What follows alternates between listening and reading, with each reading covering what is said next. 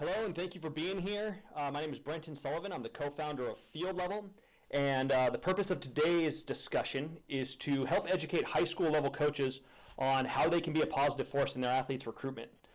We're joined today by four coaches that are on the line here. I'm going to give some quick introductions. Coach Saunders, Coach Tim Saunders is out of Dublin, Ohio. He's been a head coach for 39 years. He's currently the head coach at Dublin Coffman High School. We have Dave Coggin on the line here. He's a he's out of Claremont, California, former major league pitcher. Spent 13 years with the Phillies, and currently the owner and founder of PFA Baseball. We have Coach Joe Carbone here from Dublin, Ohio. He's a retired college coach. Spent time at Ohio University, Toledo, Ohio State, and others, and is a former player of Ohio University. And we have Coach Bob Morgan, who's out of Bloomington, Indiana. He's a retired baseball coach as well. Spent time at College of Worcester, Kent State University, Indiana University Bloomington. And so we have a diverse group here that is going to help us talk about today how high school coaches can be a positive impact in their athletes' recruitment. And so, coaches, thank you so much for being here today. We're excited to hear your opinion and given all of your depth of experience. And today we're going to touch on three major questions that we hear over and over from athletes and parents, and from their coaches. And so we'll start off by kicking it into topic number one. Topic number one is, at what point in time should an athlete begin thinking about their recruitment? Dave Coggin, what's your opinion on that question? An athlete should start thinking about their recruitment.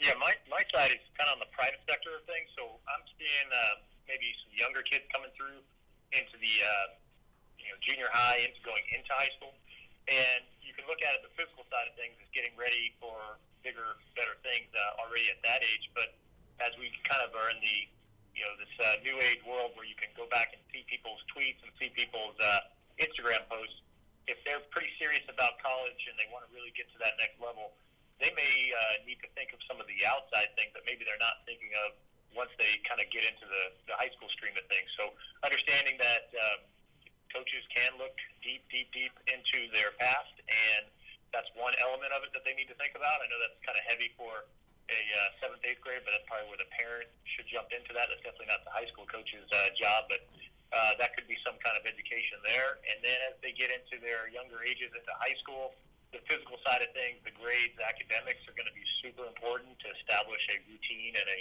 understanding of time management as early as their freshman, sophomore years. And then as they make the varsity level, that's when they should be tapping into being in front of coaches. Got it. So pre being in front of coaches, I would worry about the other stuff. And then when you're ready to get in front of coaches, then I would be making sure you're on varsity and you've got a ability to perform in front of them, that they're going to look for things that you can do. Great. Thanks so much. Coach Carbone, what's your opinion on this, when an athlete should start thinking about their recruitment? Well, first of all, I think the young athlete should understand that freshman year academically is when he should start really buckling down and working as hard as he can on his grades. Because if you want to go to a premier school that has high academic standards, they're going to look at your course record from freshman through senior year. Just can't do it the last minute. The other thing I think that the young high school student should do, once he's like freshman or sophomore, he's got to get an idea by watching some of the great high school players like on his team or other teams and see what their skill level is. And then he's got to pattern himself to be almost like them. I think sometimes the young kids lose sight of how good they have to be ability-wise to get to the school where they want to go.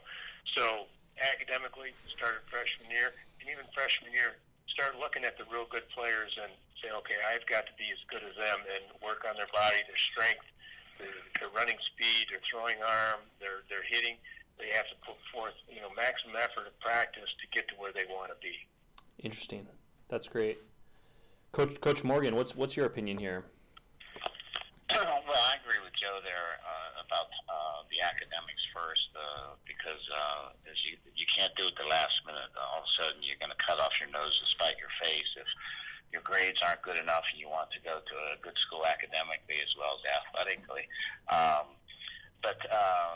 But anyhow, I think once you become a varsity player, I think Dave mentioned about that, maybe in your sophomore year, start of your junior year. But I would think because what your interests are academically, you can start narrowing down some schools that you might have an interest in. Then you have to look at their baseball program and see if you are capable of being able to play at one of those institutions. And if not, and if baseball is very important to you, then you have to revisit that a little bit and look, put a list of schools together, what you're interested in academically, and then put your baseball skills into play, and if you're good enough to be able to play at some level like that. And I think it's very important for kids to go out and say, I hear coaches, and I used to coach Division III at one time, and they say, oh yeah, well, you can't play Division I, but you can play Division III. You know, a lot of those coaches or people haven't seen what Division II, Division I, or Division III is, and there's different levels of Division I. There's really highly resource programs that are very, very good, and there's other programs that are Division I, but they have 2 scholarships or whatever. So I think once they become a varsity player, they should start to have an interest academically, and maybe some schools they know about or whatnot that they might have an interest in playing there athletically, and then as their career goes on in high school, then they kind of get a fit of where performance-wise where I might be able to play too. And again, I think the most important thing in recruiting is a kid gets a good fit academically as well as athletically. Because if you blow out your arm, you blow out your knee, where do you want to be academically? And sometimes kids just pick a school because of baseball rather than it's got to be both. I think it has to be a good marriage there. So, you know, each kid's going to be different when they're going to start. But basically, I'd say 90% of the kids start of their junior year, they should really start to hone in on academically where they want to go to school and what their fit is as far as their ability baseball-wise. Great. Nice. No, I think that's helpful. You know, we get a lot of coaches from high school, or we get a lot of high school coaches, athletes, and parents all asking, you know, so when should we start to think about this? And a lot of people are saying, you know, hey, it's sophomore year, am I behind? Or, you know, it's junior year, where should I be? And really, what we're trying to zero in on here is that, at least what I've heard from you today is that, as far as academics go, and as far as taking care of your body, you know, it starts from the moment that you get into high school, and even before that, depending on your level of play. But that the recruitment really can start around that junior year or the moment that you make varsity. It sounds like those are some pretty important milestones there. So thank you for that. Thank you for that feedback there. On to topic number 2. This is also something that we get a lot of questions about: is what role should an athlete's coach play in their recruitment, or their coaches? Sometimes they have multiple coaches. They play on a high school, they play on clubs, sometimes they play on multiple clubs. Coach Morgan, we'll stick with you. And sort of make our way back in reverse order. You know, what's your opinion there on you know, an athlete's coach and what role they play in recruitment? Well, they can play a big role. First of all, when a kid's possibly going to be recruited, I would call the kid in, and I'd try to be honest and evaluate him. Maybe the kid's looking to go Division I, and he just doesn't have the skills to play Division I. So I think it's very important for the coach to bring the parents in, and maybe the kid also, and be honest with them. Say, hey, what are you looking at academically, and then see if we can get you a good fit. Do you want to really play baseball in college? How important is it to you? And if you want to do that, he's got to assess his ability and try to put him in a place where he might be successful. A coach doesn't want to play a role where he's trying to promote himself by how many players he gets to go to Division III or Division II, or how many kids he puts in college. It's not about that. It's about trying to get a good fit for a young man where he can be successful academically as well as athletically. Not about how many people I put. So I think and it goes back to what I said earlier, I as a coach, I'd call him in and I'd evaluate his academics, evaluate him baseball-wise, and say, what are you thinking about school-wise? And I'd ask him to give me a list of 8 schools you might be interested in, or 6, 7 schools you might be interested in, and then I'd say, well, those are all good academic schools. Now, I think you might possibly be able to play at these 2 schools, but the other ones are pretty high profile. I'm not sure at this point right now that you have the ability to play. And so I think he has to be honest, because you don't want to be bad for the coach, where a coach sends somebody somewhere and the kid goes there and is not happy, and the coach that you send him to isn't happy.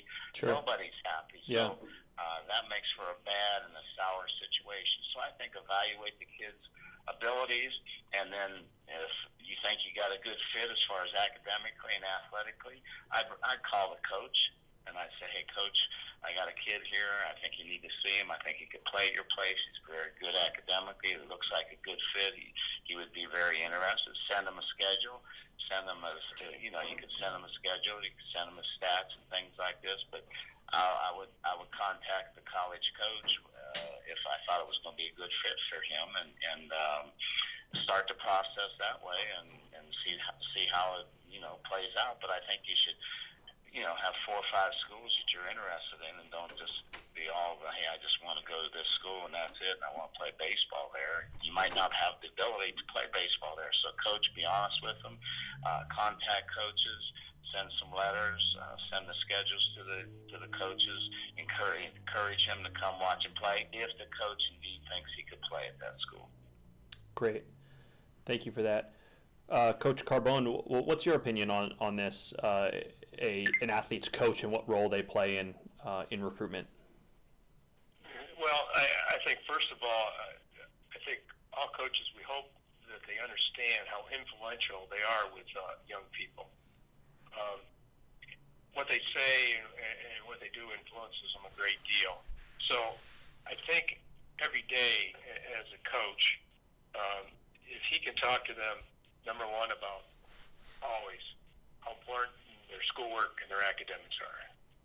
2, how important socially it is for them to stay out of trouble, stay away from alcohol, stay away from drugs. Repeat this to them all the time. And then 3, how important their work ethic is for what they need to do to get to the level they want to be at. I used to have a 10-minute talk in the dugout for practice every day. It's called Carbone time. Yeah, it was the longest 10 minutes of the day for all of my players. But later on, I had players tell me, so Coach, don't think what you said those 10 minutes in the dugout, no one was listening to you. We all really were. And a lot of things will hit home with kids. Something said will maybe strike a chord with a young man. And every day to improve, every day to improve, every day to improve. Because really, as far as the coach evaluating his own players, his evaluation is in the eyes of the beholder. One Division I school might not like this player, but another one might. One Division II school might not like this player, but another one might. So you just really never know. So I would say the emphasis on the coach to the player is, okay, number one, like I said, the grades. You got to talk to me every day about that. Socially, every day. Baseball-wise, I think we have to let them know what the skill level needs to be as far as running, throwing, and hitting, and point it out to kids, okay, if you want to go to this level, this is what you have to be able to do. You're not there yet, but let's just keep working hard and doing that. And coach them and coach them and coach them to get to that point and see what happens. Got it. That's great. Dave Coggin, what's your opinion here on an athlete? You're actually working with a lot of athletes, so you're actually taking an active role in a lot of your players' recruitment. What's your opinion on this topic here? Right. Yeah, those guys, they're all covering amazing things, and I think it's great advice. And my approach might be a little bit different on what a high school coach giving them advice is. It is a little bit more work, but it might be a good idea to search out, find out what these guys are doing away from the field, and maybe ask some of the coaches that might be working with them, are they good workers? Are they showing up? Are they putting extra work in? Just trying to find a little bit more detail. That way, when you do talk to those college coaches, you're kind of armed with even more information, not just what they're doing on the field. One of my weak links that I'll have is I don't get to see the day-in games and the at-bats and some of the innings as often as I would like with as many players as I work with. But on the other side of the coin, as a person who gets to see them in a different environment, I also bring a different aspect of knowing their personalities off the field and kind of letting, when they're let their guards down, you're starting to see what kind of leader they are or not a leader.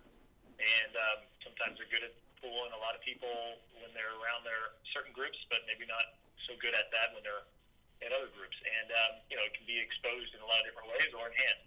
And I think for a high school coach, that could be just another extra way to get a little more detail on that athlete. Because like the coach said, the last thing you want to do is send a guy who turns out to be the wrong fit for a coach. And the wrong fit isn't from the field. It's from the things off the field, the early weight room, the dorm checks, or whatever else is happening other than the baseball field. Got it. That's great. Coach Saunders, as a high school coach, what and with a lot of your experience in this area, what's your opinion on the level of activity a high school coach or the role a high school coach should have in an athlete's recruitment? Well, I think that's a starting point for us, and I want to be very involved. But here's a couple things I think you have to have. Number one, you have to have that honest conversation. Say, do you really want to play baseball at the next level? And is it because you want to play, or is it because your parents want you to play? Because once you get into college, it's a full-time job. Yep. No matter what sport you play, that coach anymore is pretty much the head coach, and that's even at the smaller levels, Division III and NAIA. Those guys are putting their life into every day of practice, making it tough, making this, and it's a big commitment. And I say, guys, it's 40 hours a week. That's not even counting your classes and your social stuff on the side. It's a full-time job. So you got to make sure you love it. Otherwise, I don't know if you're going to enjoy this or not.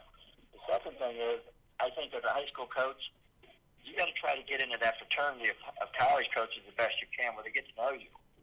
I know I like to think that when I call a head coach up, and I would call Coach Carbone and Coach Morgan about my player or a player in our area, when my recommendation comes across their line or their desk, I mean, they really perk up a little bit and say, you know what, we know this guy very well, and we've seen these as kids, and we trust this guy. I see a lot of coaches that think they're going to send out a bunch of letters for a player, but if they have no idea who you are, that letter doesn't mean as much, or that word doesn't mean as much coming from somebody they've never heard of. So Got it. I think high school coaches need to be more involved, like we talked about earlier. Get to some games. Let people know who you are. Let people know that you're a baseball guy. You're just not a person out there, coaching kids. Sure. So I have that honest conversation with our guys, and if they say, you know what, I try to tell them, hey, I think you're good enough. I would recommend you, but you got to let me know, are you really willing to do this? And many times the kids say, you know what, I'm having fun, it's good, but no, I just want to go to school. So I don't keep pushing that guy's name because he's done. There's no use pushing a name that's really interested in play. Even though as a coach, you'd like to see him play because you think he's athletic enough to do it. So I think it's a big start, but you have to make sure they're on board before you start recommending them. That's great. Well, thank you for that. I think, from the college coach's perspective, it sounded like there was a lot of, you have to be honest with the high school, with the athlete as a high school coach, and then from the high school coach's perspective, both Dave and Coach Saunders, it sounds like, you're also, part of your role not only is supporting the athletes, but also helping them discover whether they really want to do it and trying to coach them up on what it's going to take at the next level to make sure that they're prepared. That's some really great information, so thank you for sharing that. The next topic we have here is our final one. We'll sort of wrap it up, and Coach Saunders, we'll start with you and kind of work our way back the other way. What is the one piece of advice that you would give a high school coach that's starting to work with their athletes? If there's one thing that you would want them to take away, or one piece of advice that you'd have, what would that be?